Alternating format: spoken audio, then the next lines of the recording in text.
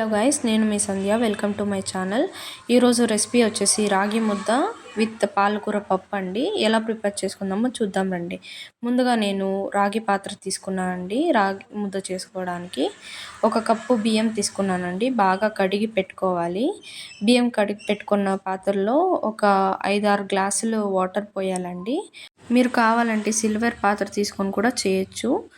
ఇప్పుడు స్టవ్ మీద పెట్టుకొని బాగా ఉడకనివ్వాలండి.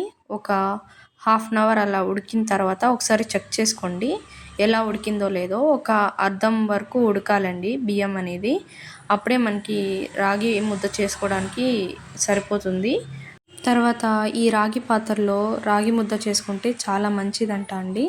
సో అందుకని నేను రాగి పాత్రలోనే చేస్తాను ఎప్పుడు రాగి ముద్ద అనేది. చూడండి, ఈ కన్సిస్టెన్సీలో ఉడకాలి. ఉడికిన తర్వాత నేను ఇప్పుడు రాగి పిండి వేసుకుంటున్నానండి. ఒక 2 కప్స్ అలా సరిపోతుంది రాగి పిండి. ఇందులో లో ఫ్లేమ్లో అడ్జస్ట్ చేసుకొని మరి ఈ రాగి ముద్ద అనేది చేసుకోవాలండి. పిండి వేసిన తర్వాత లో ఫ్లేమ్లో పెట్టుకొని చేయాలి. ఇలా చేయడం వల్ల రాగి ముద్ద అనేది చాలా పర్ఫెక్ట్గా స్మూత్గా వస్తుంది. తర్వాత మీరు ఇలా చూడండి, ఇంకా వాటర్ అనేది ఉంటే ఇంకొక 5 మినిట్స్ అలా ఉడికించండి. ఉడికించిన తర్వాత మీరు రాగి ముద్ద అనేది చేసుకోవచ్చు ఈజీగా. ఇప్పుడు రాగి ముద్ద చేసుకోవడానికి కెట్టు ఉంటుంది కదండి, ఆ కెట్టలో బాగా మిక్స్ చేసుకోవాలి రాగి ముద్ద అనేది. చూడండి ఎలా చేస్తున్నానో అలా చేయండి మీరు కూడా. ఇలా బాగా మిక్స్ చేసుకోవాలి. బాగా ఉండలు లేకుండా మిక్స్ చేసుకోవాలండి. మిక్స్ చేసుకుంటే మనకి ముద్ద అనేది పర్ఫెక్ట్గా వస్తుంది. చూడండి ఎలా చేస్తున్నానో. ఇప్పుడు మనము చిన్న చిన్న రాగి ముద్దలుగా చేసుకుందాము. కొంచెం తీసుకొని కొంచెంగా కొంచెం వాటర్ పెట్టుకోండి సైడ్లో. అప్పుడే మీరు రాగి ముద్ద చేయడానికి చాలా ఈజీగా ఉంటుంది. చూడండి రాగి ముద్ద అనేది ఎలా చూసారు కదండి, రాగి ముద్ద అనేది ఎంత ఈజీగా ప్రిపేర్ చేయొచ్చో. ఒకసారి మీరు ఇంట్లో ట్రై చేసి ఎలా వచ్చిందో రాగి ముద్ద అనేది కమెంట్ చేయండి. ఇప్పుడు మనం పాలకూర పప్పు చేద్దాం రండి. ముందుగా పాలకూర తీసుకోండి. పాలకూర తీసుకొని బాగా కడిగి పెట్టుకోవాలి. పాలకూరని ఒక 3 టైమ్స్ అలా బాగా కడిగి పెట్టుకోవాలండి పాలకూరని. తర్వాత మనము కట్ చేసుకోవాలండి పాలకూరని. ఇప్పుడు నేను కట్ చేస్తున్నాను చూడండి. అలా కట్ చేసుకోండి పాలకూరని. తర్వాత కందిబ్యాళ్ళు అనేది తీసుకోవాలి. ఒక 1 కప్ వరకు నేను కందిబ్యాళ్ళు తీసుకున్నాను. బాగా కడిగి పెట్టుకోవాలండి. ఒక 2-3 టైమ్స్ అలా కడగాలి.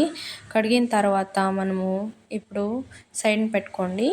ఇప్పుడు మనము ఆనియన్ తీసుకోవాలి. ఒక ఆనియన్ కట్ చేసుకోవాలి. కట్ చేసిన తర్వాత ఇప్పుడు మనకు కావాల్సిన ఇంగ్రీడియంట్స్ తీసుకుందాం. ఒక ఆనియన్, ఒక టమాటో, తర్వాత కొత్తిమీర, నిమ్మకాయ సైజ్ అంత చింతపండు, ఒక 4-5 పచ్చిమిరపకాయలు, తెల్లగడ్డ, కరివేపాకు, మనం ఇప్పుడు కట్ చేసుకున్న పాలకూరకు, తర్వాత ఇప్పుడు పసుపు, ఉప్పు, కారం అండ్ ఇది ఇంట్లోనే తయారు చేసుకున్న సాంబార్ పౌడర్. మీకు కావాలంటే కమెంట్ చేయండి. ఒకరోజు నేను ఎక్స్ప్లెయిన్ చేశాను ఎలా చేయాలో అనేది. ఇప్పుడు మనము పాలకూర పప్పు ఎలా చేద్దామో చూద్దాం రండి. ముందుగా కడిగి పెట్టుకున్న కందిబ్యాళ్ళు, అందులోకి మనం కట్ చేసి పెట్టుకున్న టమాటా వేయాలండి. తర్వాత తెల్లగడ్డలు, నిమ్మకాయ సైజ్ అంతా చింతపండు, తర్వాత 4-5 పచ్చిమిరపకాయలు, బాగా కడిగి పెట్టుకున్న పాలకూరకు వేస్తున్నానండి. వేసిన తర్వాత 1 స్పూన్ ఉప్పు వేస్తున్నాను. 1 స్పూను పసుపు వేసుకోండి. ఇవన్నీ వేసుకున్న తర్వాత నేను ఇప్పుడు వాటర్ వేసుకుంటున్నాను. 1.5 గ్లాస్ అలా వాటర్ వేసుకుంటున్నానండి.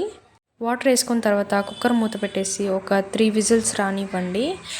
వచ్చిన తర్వాత ఈ కన్సిస్టెన్సీలో ఉండాలండి. ఇప్పుడు మనము ఆ వాటర్ అనేది సపరేట్ చేసుకుందాం. పాలకూర మళ్ళీ వాటర్ సపరేట్ చేసుకోవాలండి.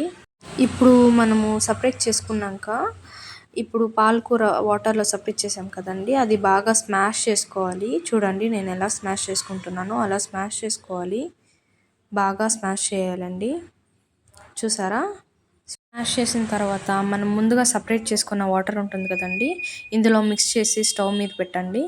ఇప్పుడు మనము ఇంట్లోనే సాంబార్ పౌడర్ చేసుకున్నాం కదా, ఆ సాంబార్ పౌడర్ వేసుకుంటున్నామండి. వేసుకున్న తర్వాత మనము ఒక 5 మినిట్స్ అలా ఉడకనివ్వాలండి. ఉడికితేనే అప్పుడు సాంబార్ పౌడర్ బాగా మిక్స్ అవుతుంది. తర్వాత మనము తిరుగుబాత పెట్టుకోవాలండి. ఫస్ట్ ఆయిల్ వేసుకోవాలి. ఆయిల్ వేసుకున్న తర్వాత కొంచెం హీట్ అయిన తర్వాత సాసులు వేసుకోవాలండి. సాసులు వేసుకున్న తర్వాత ఆనియన్స్ వేసుకోవాలి. ఆనియన్స్ వేసుకొని కొంచెంసేపు హీట్ చేసుకోవాలండి. బాగా ఫ్రై చేసుకోవాలి. ఫ్రై చేసుకున్న తర్వాత మనము కరివేపాకు వేసుకోవాలండి. కరివేపాకు వేసుకొని బాగా ఫ్రై చేసుకోండి. ఫ్రై చేసుకున్న తర్వాత మనము తిరగమాత వేసేయాలి. సాంబార్లోకి తిరగమాత వేసిన తర్వాత ఒక 5 మినిట్స్ అలా ఉడకబెట్టండి. ఉడికిన తర్వాత కొత్తిమీర చల్లుకొని సర్వ్ చేసుకోవడమేనండి. ఇంతేనండి పాలకూర పప్పు. చాలా ఈజీగా సింపుల్ స్టెప్స్తోనే చూసేసాం కదండి. ఒకసారి మీ ఇంట్లోనూ ట్రై చేసి ఎలా వచ్చిందో చెప్పండి. Thank you for watching this video. ఇంకా నా ఛానల్ని సబ్స్క్రైబ్ చేయకపోయింటే సబ్స్క్రైబ్ చేసుకోండి.